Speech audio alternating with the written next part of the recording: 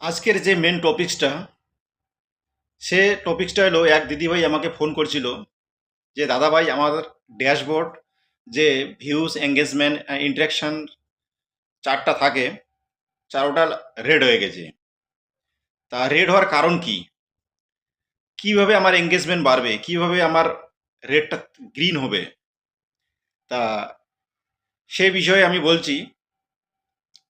দিদিভাইয়ের নাম বলতেছি না, দিদিভাই যদি ভিডিওটা দেখে আশা করি খুব উপকার হবে।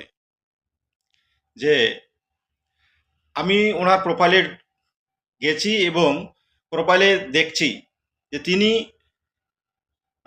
4 থেকে 5 ঘন্টায় 5 থেকে 6টা পোস্ট রিল আপলোড করেছে।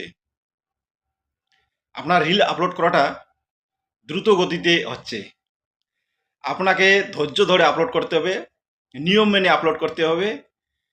যেটা আমিও করি সেটা হলো আপনাকে একটা টাইম ম্যানেজমেন্ট করতে হবে সবার প্রথম। যে সকালবেলা 7টা থেকে 8টার মধ্যে একটা যদি আপনি রিল ছাড়েন, সেই টাইম অনুযায়ী আপনাকে প্রত্যেক দিন সেই টাইমটা মেনটেন করতে হবে। যদি আপনি সন্ধ্যাবেলা 7টা, 7:30, 8টার মধ্যে যদি কোনো ভিডিও আপলোড করেন, আপনাকে প্রত্যেক দিন সেই টাইমটা মেনটেন রাখতে হবে। ডেইলি একটা, প্রত্যেক দিন একটার বেশি রিল আপলোড করবেন না।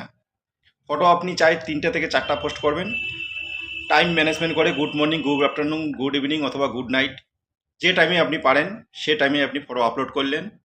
রিল প্রত্যেক দিন একটা, যেহেতু আপনার সময় থাকে হাতে অনেক, আপনি দুটো আপলোড করতে পারেন, সেটা একটা সকালবেলা হোক, একটা সন্ধ্যাবেলা হোক। সন্ধ্যাবেলা 7টা থেকে 7:30, 8টার মধ্যে আপলোড করতে হবে এবং সকালবেলা 7টা, 7:30, 8টার মধ্যে আপলোড করতে হবে টাইম অনুযায়ী।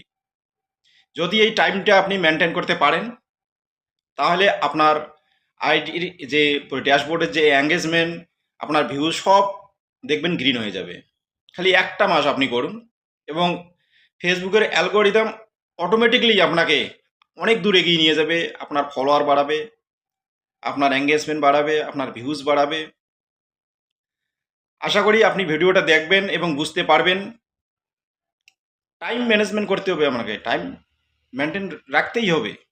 আপনি যখন মন খুশি তখন ভিডিও আপলোড করতেছেন, আপনি 2-3 ঘন্টার মধ্যে 5-6টা ভিডিও আপলোড কিভাবে হবে?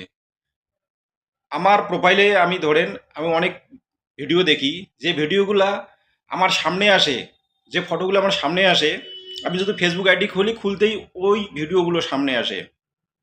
পরপর 1 মিনিট, 2 মিনিট, 3 মিনিট পর পর আপলোড করেছেন, সেই ভিডিওগুলো আমার সামনে আসে, তা আমাকে বিরক্ত লাগে। সব ভিডিও তো ভালো নাও লাগতে পারে না। এটা জরুরি না যে আপনার সব ভিডিও আমাকে ভালো লাগবে। তখন কি করে? স্কিপ করে দেয়।